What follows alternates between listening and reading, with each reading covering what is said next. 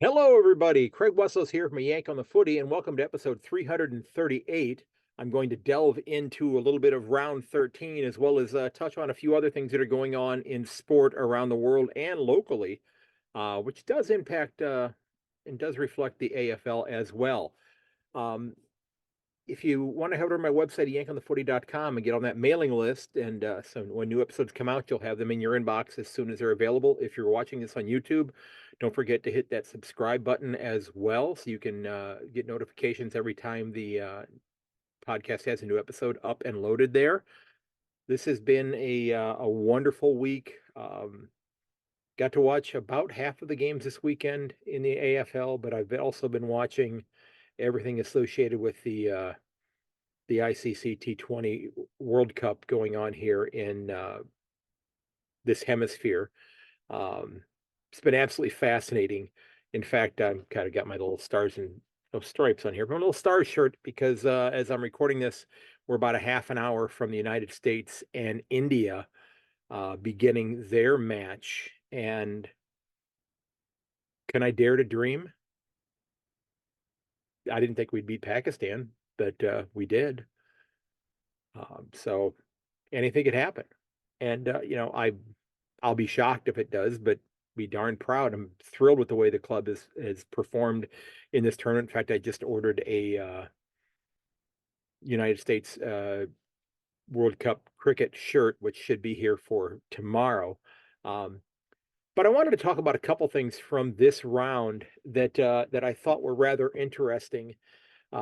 First and foremost, before we dive in, I do have to touch on my Cats, and they played a great first quarter against Sydney. Just were running them ragged, but have the Cats lost their killer instinct? Have they, second quarters have been their bugaboo all year. And you go back and you look at the statistics of that game, they were up, 5 goals, 2-3 behinds against the Swans in the first quarter. And then it was 5-6 for the Swans and 6-5 for the Cats at the end of the first half. And then the Swans just ran away from them in the second half. Then, the Cats managed a half dozen goals, but the Swans managed another 11. And I've got to think that the Swans, and I guess this is the safe thing to say, but you've got to think that they're the favorites as far as playing in a grand final this year. I Who else? Carlton probably going to be there. Could be there if they get healthy. Um, I know who I would be supporting in that situation. For those of you who know my situation with regards to Carlton and a little bit of free publicity that I did not end up getting because they were not patient enough with regards to the hiring of Michael Voss, I would definitely be supporting the Swans in that situation if the case were to come to that. But is Brody Grundy the best pickup by another club this year? I mean, he has come in and has just done a tremendous job with Sydney. His ability to get around the ground. He's not being asked to be a goal kicker per se. 34 hitouts now against a ruck who has had a long storied career, albeit somewhat under the radar for the Cats in Reece Stanley. And I've been seeing reports that Reece Stanley had supposedly told the Cats, that he was looking to retire after last year, and that the club asked him to come back one more year to help to kind of groom Toby Conway to be ready to take over that spot in 2025. Um, but there's always this discussion about how Chris Scott does not embrace or does not see the ruck position as being terribly important. And I would say at this point in time, I would have to disagree with that. I think it's of the utmost importance. Now he's had this luxury of having Mark Blitzavs, who can kind of jump in just about anywhere on the ground and fill in just about anywhere, but he's on the north side of 30. And one of the things that the Cats have had available to them through at least the years that I've been following the club, where maybe they didn't have the top ruckman in the game. And I think you could certainly say, Reece Stanley, serviceable, but not one of the top ruckmen in the game, was the fact that they had an extraordinarily aggressive midfield who went after the ball on, on center bounces and that type of thing. We're not seeing that right now. That's one of the reasons why the Cats have had, their difficulties after their first 7 wins of the year. So, I mean, I'm trust me, I'm ecstatic that they started off 7-0 because they're certainly going to need it going forward the rest of the way, because the rest of the fixture for them is not necessarily easy. I think they've got only 4 more games in Geelong before the season is wrapping up. And I know Hawthorn and the Bulldogs are coming there. Neither one of those clubs are cakewalk games by any stretch of the imagination. I don't think anybody wants to play Hawthorn right now. But I think Hawthorn wants to play everybody. Quite frankly, they're like, yeah, we'll take on anybody. We'll take on all comers. And like I said, I believe I mentioned this last week that I think that the Hawthorn is going to be a trendy pick to play finals in 2025. And they've got a shot at getting in this year, but their percentage from the start of the season is so low that I don't know how they overcome that unless they go out and just go on a run and win a bunch of extra games. But getting back to the Cats ruck position, yeah, I think Toby Conway is going to be a very serviceable ruckman for them, but they definitely need to have somebody who is adept and savvy with regards to hit outs, because it used to be, well, hey, somebody hits the ball out of the center and the Cats midfielders were going to get after it. Joel Selwood, Patty Dangerfield, Brandon Parfit to an extent. Any number of players who are no longer there were going to go in and stick their nose in there. Cam Guthrie, and get the ball out and get center clearances. Now they got beat in center clearances, I believe, by 13. It was 43-30, I believe, against the against in clearances, not necessarily center clearances, but clearances overall, 43-30 by the Swans.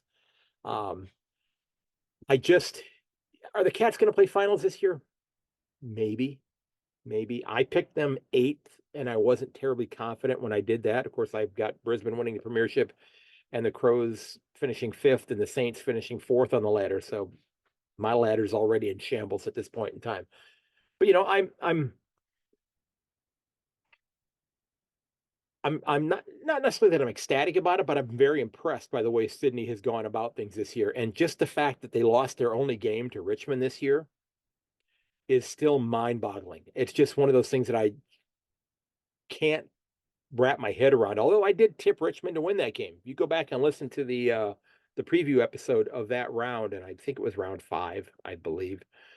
Richmond did end up beating them, and I did tip Richmond to win that one. And I was kind of shocked that it happened. So, looking at the one of the other games this weekend, and it was a game that a lot of people thought, well, why bother even watching it? It's West Coast, it's North Melbourne, and I was jotting down some notes, and I'm thrilled that North Melbourne got the win. Okay, I did tip them to win this week against West Coast. I've tipped West Coast quite a few times here recently because they played much better football.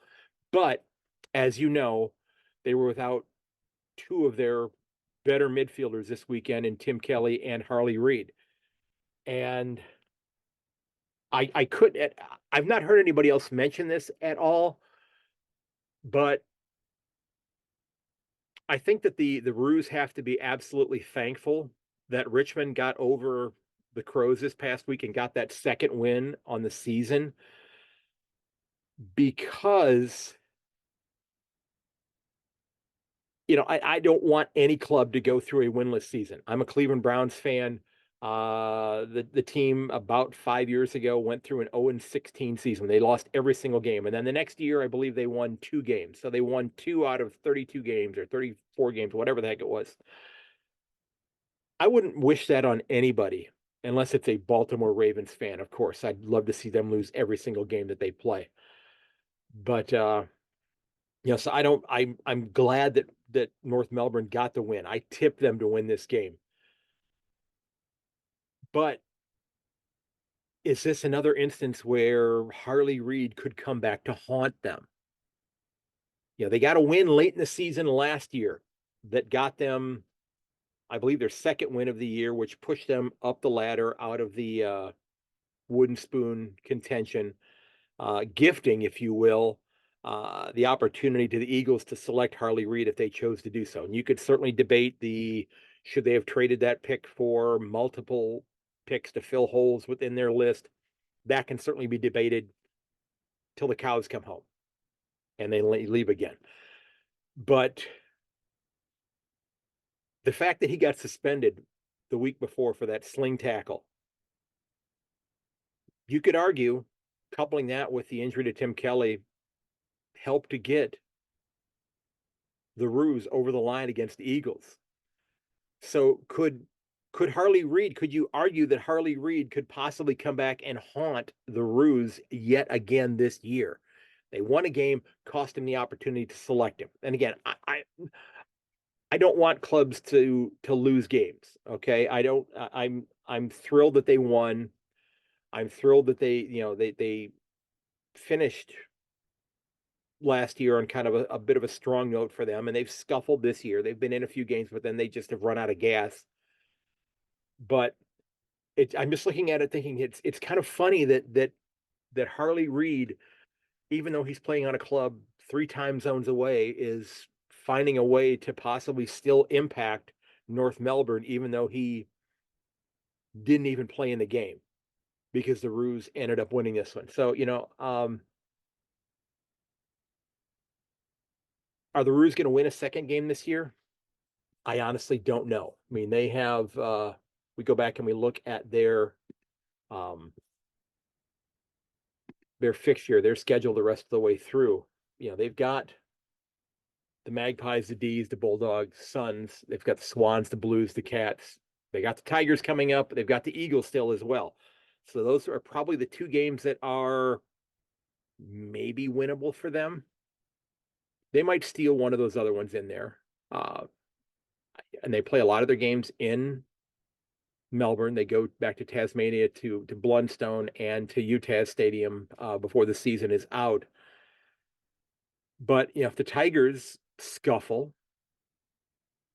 who knows? Maybe the Roos end up bumping up to the number 2 pick in the draft again this year.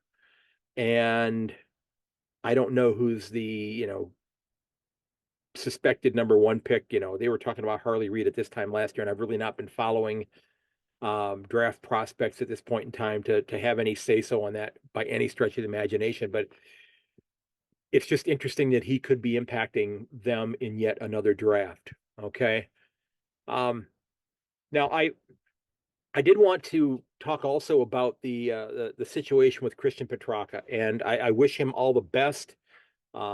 Just a devastating injury to him, and I was seeing reports today that he may not be back this year. That these injuries were severe enough that they may hold him out the rest of the year, and just not bring him back and try to let him get healthy. And I just,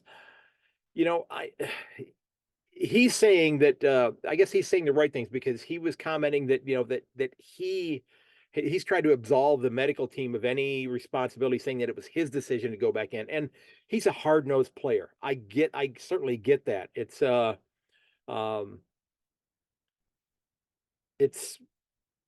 hit was ferocious, but playing with broken ribs and a lacerated spleen. And again, they didn't know that necessarily at the point in time that this injury had occurred. They know it, of course, after the fact, and he's had surgery to repair these things, and he was in hospital. In issues like this, should this also then be something that the doctors, who are the independent doctors, begin to take a look at this and say, you know what, that injury looks severe enough that we need to check it further, rather than just relying on player X or player Y gutting it out.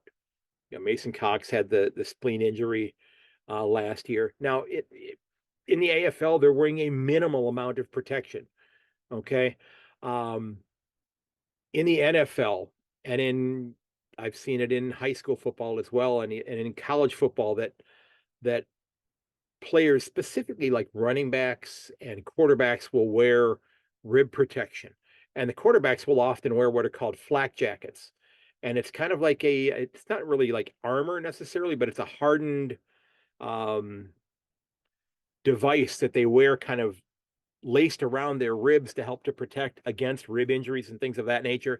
And even if they've had a rib injury, cracked ribs or that sort of thing, some of these players will have those things cinched down. They'll take, a pain medication of some sort, and they'll wear that jacket to try to prevent any further damage from a hit. Now, I don't know if that is something that could even be worn underneath a footy jumper. Um, and I'm still going to say that, footy players are the toughest, amongst the toughest, if not the toughest athletes in sport. Uh, but yeah, I wish him all the best. And it's just, it's unfortunate to see him go out like that. And I think that really, really, really hurts the D's going forward the rest of this year. And, we may see a bit of a precipitous slide on their part now that their rudder is going to be out. Puts a lot of pressure on Clayton Oliver. Um, this is a club that has been playing, pretty close to the vest right now, and not had a lot of wiggle room for mistakes. And I think this is going to be a really difficult situation for them. Now, this weekend, I will not be watching as much. I mean, I know there's only 6 games on this weekend, but I will not be getting to watch as much footy live as I would like to, at least as far as the AFL goes. Now, that doesn't mean I'm not watching footy, and I'm absolutely thrilled about this. But on Saturday, the 15th, the USAFL, United States Australian Football League, is hosting their Midwest and Eastern Super Regional Tournament in Dublin, Ohio, which is about 2 hours south of where I live. So I'm getting up very early on Saturday morning and making the drive down there. There are, I believe, there's 21 games that are scheduled to be played on 3 different grounds, all near one another. So I'm taking my recording equipment down there, hopefully capture some audio and video with players from some of the different clubs to watch some local footy or some footy here that's at the local level from these different communities. And they're coming from Minneapolis and Denver, Colorado, and Austin and Houston, Texas. And they're coming from Baltimore, Maryland, and Washington, D.C., and Cincinnati and Columbus, which is hosting it, Des Moines, Iowa, Chicago. You've got clubs coming from all over the country to participate in this tournament. And I'm really looking forward to meeting up with some more of these individuals. The last time I got to do this was back in 2021, I believe it was. It was kind of at the tail end of COVID, if I'm not mistaken. Uh, and I got to see a young man who just was a phenomenal player. And I didn't know who he was at the time, but he was playing for the Nashville Kangaroos. And well, he had played college football at Michigan State University, which one of my students that I had in class last year just signed his commitment paperwork to go play football at Michigan State University. It's a huge, huge college, just about 3 hours north of where I am right now. And this young man done a lot of hard work to get him in that position to do that sort of thing. But this player that I saw a few years ago now plays in the NFL. I believe he's with the New England Patriots. He's a tight end by the name of Matt Sokol, and he was just phenomenal. I've mentioned him before on the podcast, but I'm really looking forward to seeing some footy. I know that for those of you who do follow the podcast, I was supposed to be in Australia starting round 15 or 16 for 4 rounds of footy, and of course, I've pushed that trip back to next year. So I'm working a lot of hours at my summer job, putting some more money away, having recovered from the surgery that I had back in early May. Feeling pretty good about that, actually. Doing a lot of walking. My first 5 shifts over at the amusement park this year, I walked just under 50 miles, 49.9 miles, which if I did the math correctly, I believe it was around 80 kilometers. And I'm realizing that I am getting a little older. So if I want to make this trip, I need to get it done and do it soon so I can do the next one then as well.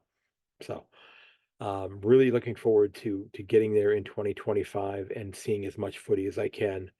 And I'm a little disappointed that I'm not there this year, but it is what it is. So the last thing, as I mentioned, as I'm recording this, we're just a few minutes away from the United States and India beginning their matchup in the T20 World Cup.